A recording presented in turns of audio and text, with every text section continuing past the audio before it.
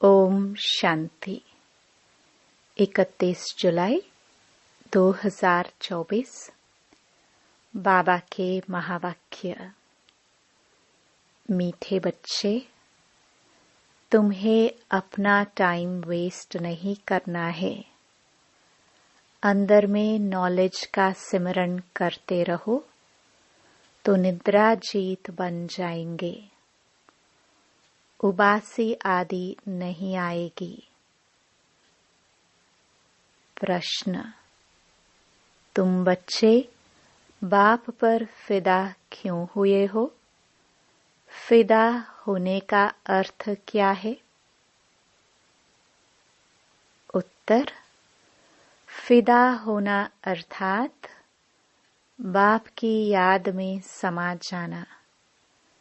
जब याद में समा जाते हो तो आत्मा रूपी बैटरी चार्ज हो जाती है। आत्मा रूपी बैटरी निराकार बाप से जुटती है तो बैटरी चार्ज हो जाती है। विकर्म विनाश हो जाते हैं, कमाई जमा हो जाती है। ओम शांति। रूहानी बाप बैठ रूहानी बच्चों को समझाते हैं। अब यहाँ तुम शरीर के साथ बैठे हो। जानते हो, मृत्यु लोक में यह अंतिम शरीर है। फिर क्या होगा? फिर बाप के साथ शांति धाम में इकट्ठे होंगे। यह शरीर नहीं होगा। फिर स्वर्ग में आएंगे तो नंबरवार पुरुषार्थ अनुसार। सब तो इकट्ठे नहीं आएंगे।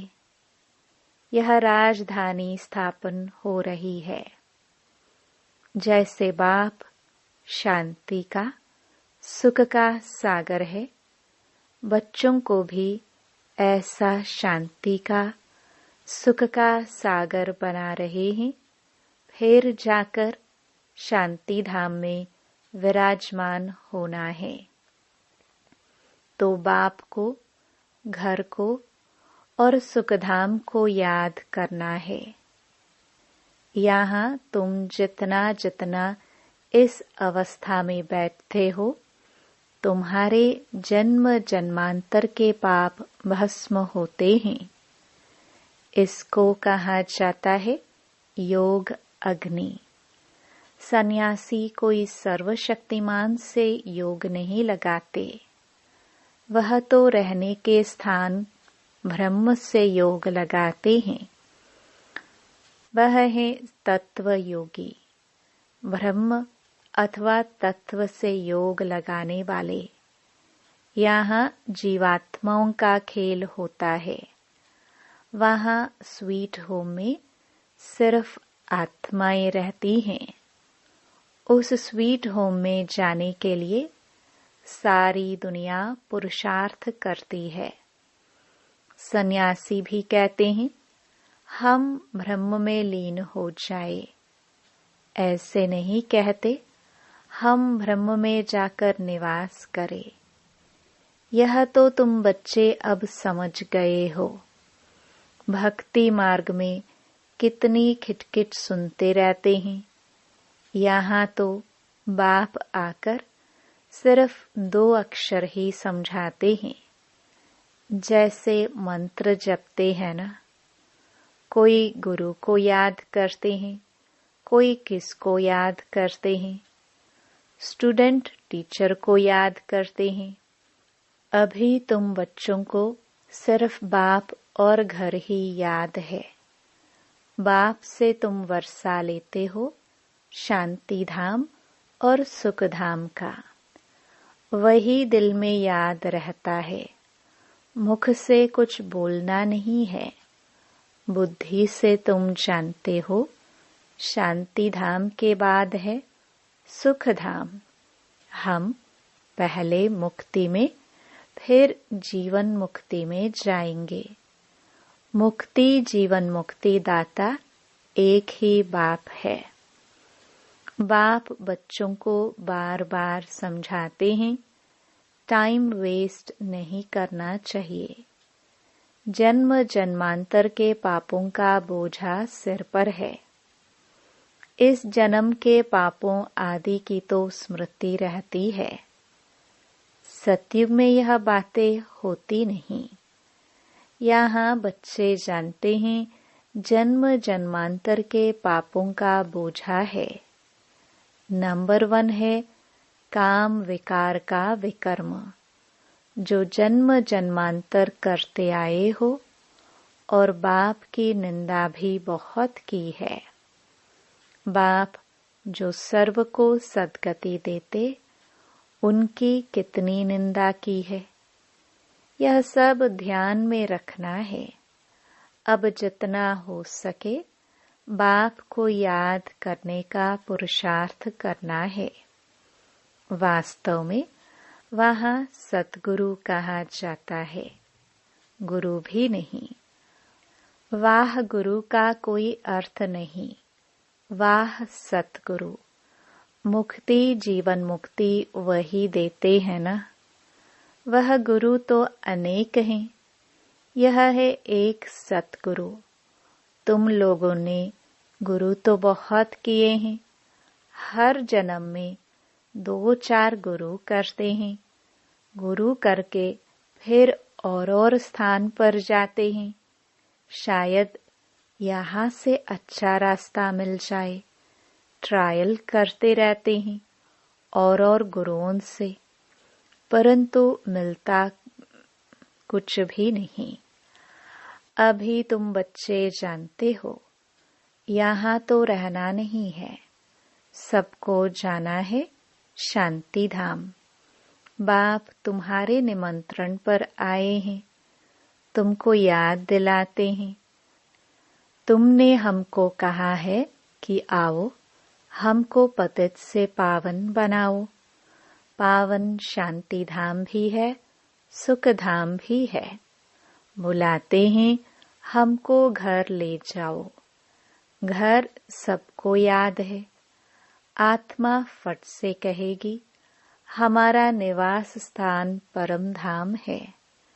परमपिता परमात्मा भी परम धाम में रहते हैं, हम भी परम धाम में रहते हैं। अब बाप ने समझाया है, तुम पर बृहस्पति की दशा बैठी हुई है। यह है बेहद की बात। बेहद की दशा सब पर बैठी है। चक्र फिरता रहता है। हम ही सुख से दुख में, फिर दुख से सुख में आते हैं। शांति धाम, सुख धाम, फिर यह दुख धाम। यह भी अब तुम बच्चे समझते हो। मनुष्यों की तो बुद्धि में नहीं बैठता। अभी बाप जीते जी मरना सिखला रहे हैं। परवाने क्षमा पर फिदा हो जाते हैं। कोई उस पर आशिक हो जल जाते हैं, फिदा हो जाते हैं। कोई फिर फेरी पहन चले जाते हैं। यह भी बैटरी है ना। सबका बुद्धि योग उस एक से है। निराकार बाप से जैसे बैटरी लगी हुई है। इस आत्मा के तो बहुत नजदीक है, तो बहुत सहज होता है। बाप को याद करने से तुम्हारी बैटरी चार्ज होती जाती है। तुम बच्चों को थोड़ी मुश्किलात होती है, इनको सहज है, फिर भी इनको पुरुषार्थ तो करना पड़ता है। जितना तुम बच्चों को करना पड़ता है। यह जितना नजदीक है, उतना फिर बोझा है बहुत। गायन भी है जिनके माथे मामला। इनके ऊपर तो बहुत मामले हैं ना। बाप तो है ही संपूर्ण। इनको संपूर्ण बनना है। इनको सबकी देखरेख बहुत करनी पड़ती है। भल दोनों इकट्ठे हैं तो भी ख्याल तो होता है ना। बच्चियों पर कितनी मार पड़ती है तो जैसे कि दुख होता है। कर्मातीत अवस्था तो पिछाड़ी में होगी, तब तक ख्याल होता है। बच्चियों की चिट्ठी नहीं आती है तो भी ख्याल होता है, बीमार तो नहीं है। सर्विस का समाचार आने से बाप जरूर उनको याद करेंगे। बाबा इस तन से सर्विस करते हैं, अभी मुरली थोड़ी चलती है। यूं तो भल 2-4 रोज मुरली ना भी आए, तुम्हारे पास पॉइंट्स रहती है। तुमको भी अपनी डायरी देखनी चाहिए। बैज पर भी तुम अच्छा समझा सकते हो। जब आदि सनातन देवी देवता धर्म था तो और कोई धर्म नहीं था। झाड़ भी जरूर साथ में होना चाहिए। वैरायटी धर्मों का राज समझाना होता है। पहले पहले एक अद्वैत धर्म था।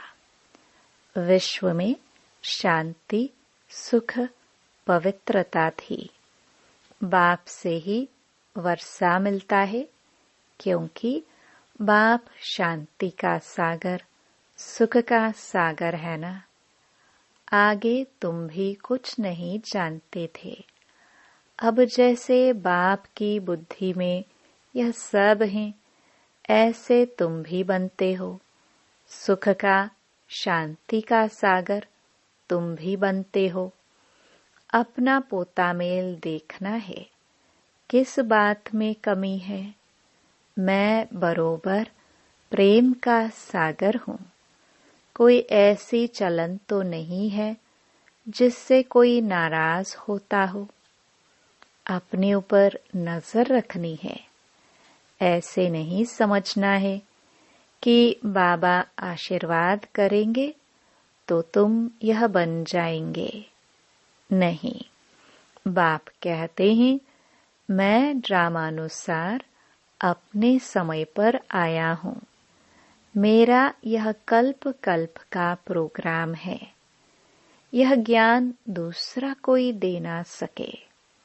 सत बाप, सत टीचर, सत गुरु एक ही है। यह भी पक्का निश्चय है तो तुम्हारी विजय है। इतने अनेक धर्म जो हैं, उन सब का विनाश होना ही है। जब सत्युगी सूर्यवंशी घराना था तो और दूसरा कोई घराना नहीं था। फिर भी ऐसे ही होगा। सारा दिन ऐसे ऐसे अपने से बातें करते रहो। ज्ञान की पॉइंट्स अंदर टपकनी चाहिए, खुशी रहनी चाहिए। बाप में नॉलेज है, वह तुमको अब मिल रही है, उसको धारण करना है। इसमें टाइम वेस्ट नहीं करना चाहिए। रात को भी टाइम मिलता है। देखते हैं आत्मा ऑर्गन से काम करते करते थक गई है तो फिर सो जाती है। बाप तुम्हारी भक्ति मार्ग की सब थक दूर कर अथक बना देते हैं। जैसे रात को आत्मा थक जाती है तो शरीर से अलग हो जाती है, जिसको नींद कहा जाता है। सोता कौन है?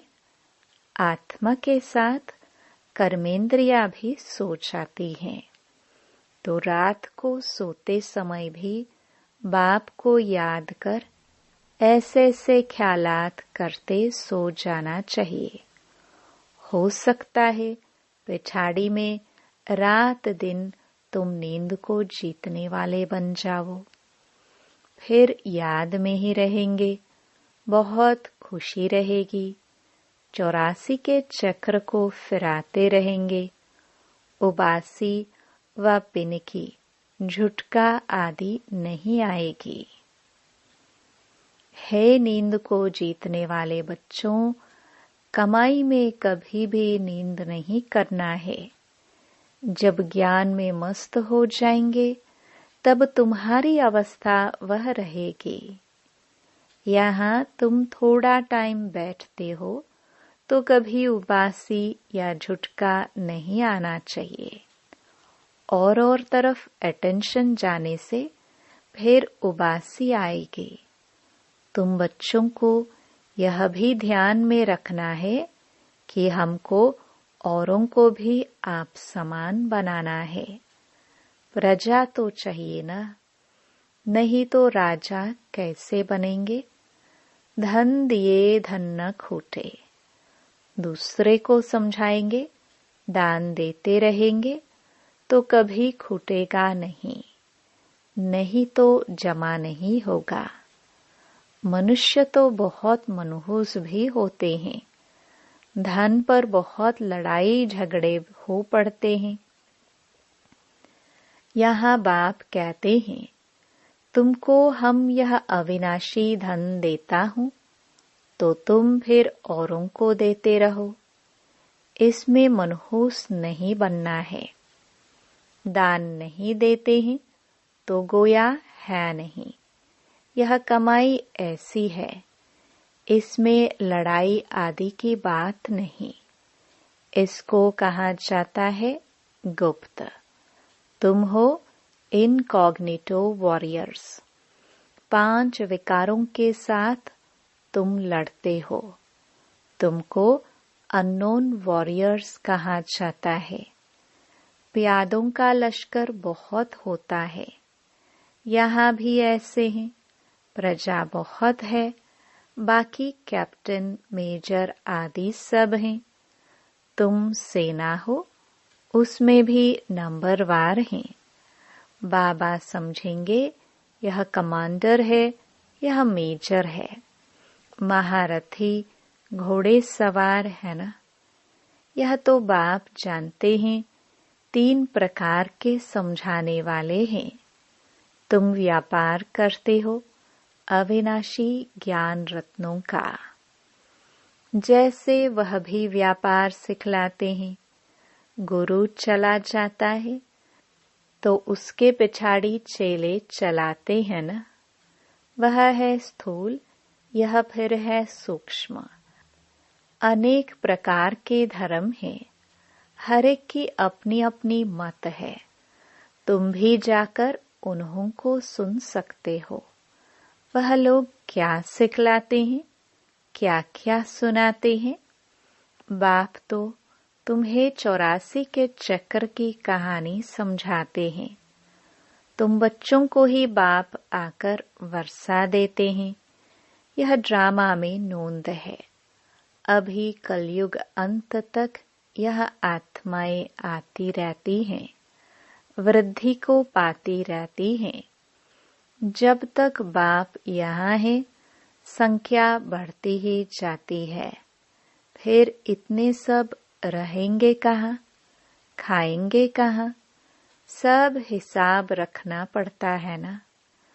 वहाँ तो इतने मनुष्य होते नहीं, खाने वाले ही थोड़े। सबकी अपनी खेती रहती है। अनाज रखकर क्या करेंगे। वहाँ बरसात आदि के लिए यज्ञ आदि नहीं करने पड़ते हैं, जैसे यहाँ करते हैं। अभी बाप ने यज्ञ रचा है। सारी पुरानी सृष्टि यज्ञ में स्वाहा होनी है। यह है बेहद का यज्ञ। वह लोग हद के यज्ञ रचते हैं बरसात के लिए। बरसात पड़ी तो खुशी हो गई, यज्ञ की सफलता हुई। नहीं होने से अनाज नहीं होगा, अकाल पड़ जाता। भल यज्ञ आदि रचते हैं, परंतु बारिश को नहीं पड़ना है तो क्या कर सकते हैं। आफतें तो सब आनी है। मुसलधार बरसात, अर्थक्वेक, यह सब होना है। ड्रामा के चक्र को तो तुम बच्चों ने समझा है। यह चक्र भी बहुत बड़ा होना चाहिए। एडवर्टाइज बड़े बड़े स्थानों में लगी हुई होगी तो बड़े बड़े लोग पढ़ेंगे, समझ जाएंगे कि अब बरोबर पुरुषोत्तम संगम युग है। कलयुग में बहुत मनुष्य हैं, सतयुग में थोड़े मनुष्य होते हैं, तो बाकी सब इतने जरूर खत्म हो जाएंगे। शिव जयंती माना ही स्वर्ग जयंती, लक्ष्मी नारायण जयंती। बात तो बड़ी सहज है। शिव जयंती मनाई जाती है। वह है बेहद का बाप, उसने ही स्वर्ग की स्थापना की थी। कल की बात है, तुम स्वर्गवासी थे। यह तो बहुत सहज बात है। बच्चों को अच्छी रीति समझकर और समझाना है। खुशी में भी रहना है। अभी हम सदैव के लिए बीमारियों से छूटकर 100% हेल्दी वेल्दी बनते हैं। बाकी थोड़ा समय है। भल कितने भी दुख मौत आदि होंगे, तुम उस समय बहुत खुशी में होंगे। तुम जानते हो मौत तो होना ही है। कल्प कल्प का यह खेल है। फिक्रात कोई नहीं होती। जो पक्के हैं वह कभी हाय हाय नहीं करेंगे। मनुष्य कोई का ऑपरेशन आदि देखते हैं तो चक्कर आ जाता है। अभी तो कितना बड़ा मौत होगा। तुम बच्चे समझते हो यह सब तो होना ही है। गायन भी है, मिरुआ मौत मलुका शिकार। इस पुरानी दुनिया में तो बहुत दुख उठाया है। अब नई दुनिया में जाना है। अच्छा, मीठे मीठे सिखिलदे बच्चों प्रति मात पिता बाप दादा का याद प्यार और गुड मॉर्निंग। रूहानी बाप की रूहानी बच्चों को नमस्ते। धारणा के लिए मुख्य सार। पहला, बाप से अविनाशी ज्ञान धन लेकर दूसरों को दान करना है। ज्ञान दान करने में मनहूस नहीं बनना है। ज्ञान की पॉइंट्स अंदर टपकती रहे। राजा बनने के लिए प्रजा जरूर बनानी है। दूसरा, अपना पोता मेल देखना है। मैं बाप समान प्रेम का सागर बना हूँ। कभी किसी को नाराज तो नहीं करता हूँ। अपनी चलन पर पूरी नजर है। वरदान, ज्ञान के साथ गुणों को इमर्ज कर सर्वगुण संपन्न बनने वाले गुणमूर्त भव। हर एक में ज्ञान बहुत है, लेकिन अब आवश्यकता है गुणों को इमर्ज करने की। इसलिए विशेष कर्म द्वारा गुण दाता बनो। संकल्प करो कि मुझे सदा गुणमूर्तपन, सबको गुणमूर्त बनाने के कर्तव्य में तत्पर रहना है।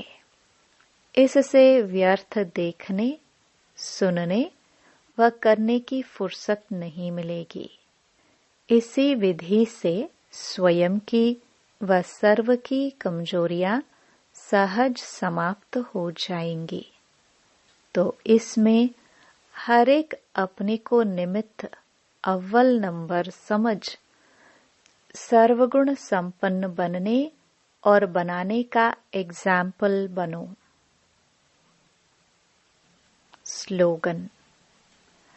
मनसा द्वारा योगदान, वाचा द्वारा ज्ञान दान और कर्मणा द्वारा गुणों का दान करो। ओम शांति।